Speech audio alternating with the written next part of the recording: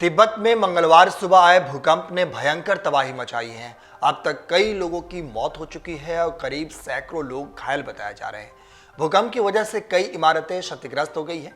Richter scale पर इसकी तीव्रता 6.8 मापी गई है। तिब्बत के क्षेत्र में मंगलवार सुबह आए शक्तिशाली भूकंप में मरने वालों की तादाद बढ़कर 100 हो गई है। इस भूकंप के झटके हिमालय के पार नेपाल, भूटान और उत्तरी भारत के कुछ हिस्सों में भी महसूस किए गए। अमेरिकी भूवैज्ञानिक सर्वेक्षण के मुताबिक 7.1 तीव्रता का यह भूकंप स्थानीय समय अनुसार करीब 9 बजे 10 किलोमीटर की गहराई पर आया और इसके बाद 40 से ज्यादा आफ्टर शॉक्स भी आए। इस भूकंप की शक्ति ने हिमालयी गांवों में घरों को गिरा दिया, पास के तिब्बती पवित्र शहर को हिला दिया और माउंट एवरेस्ट बेस कैंप में आए पर्यटकों को भी झकझोर कर रख दिया है।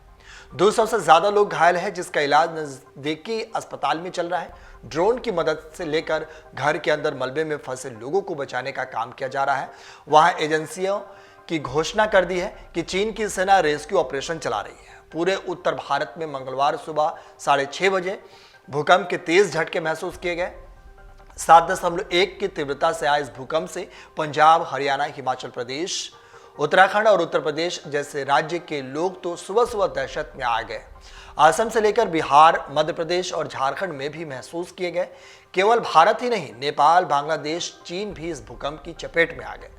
भूकंप की तीव्रता इतनी तेज थी कि सर्दी रातों के बीच घर पर सो रहे लोगों की नींद टूट गई। कुछ इलाके में लोग डर से कांपते हुए नजर आए।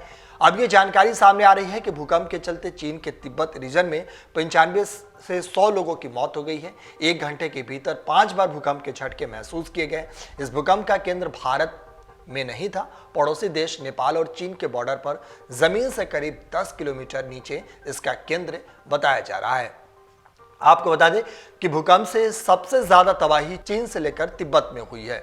लोगों के मलबे में फंसे होने की संभावना जताई जा रही है। 62 लोग इसमें बुरी तरह से जख्मी हो गए हैं।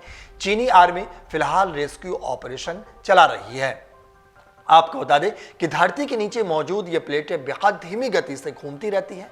हर साल ये प्लेटें 4 से 5 मिलीमीटर तक अपने स्थान से खिसकती है। इस दौरान कुछ प्लेटें एक दूसरे से दूर हो जाती हैं और कुछ एक के नीचे सरक जाती है। इस खिसकने और टकराने की प्रक्रिया के कारण ही भूकंप आता है।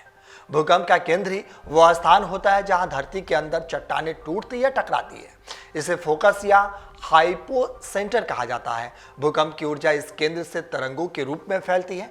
जब ये तरंगों धरती की सतह तक पहुंचती है तो कंपन महसूस होता है।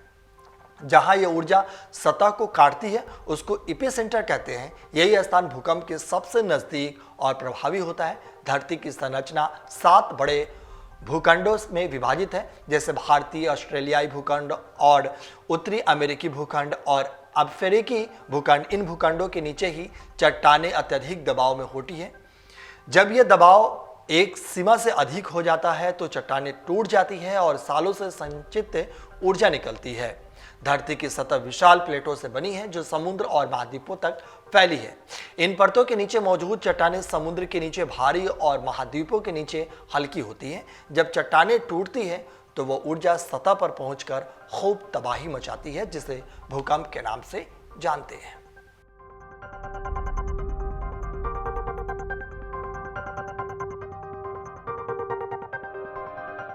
अमर उजाला जीवांजलि के सारथी की मदद लें और महाकुंभ में स्नान जरूर करें।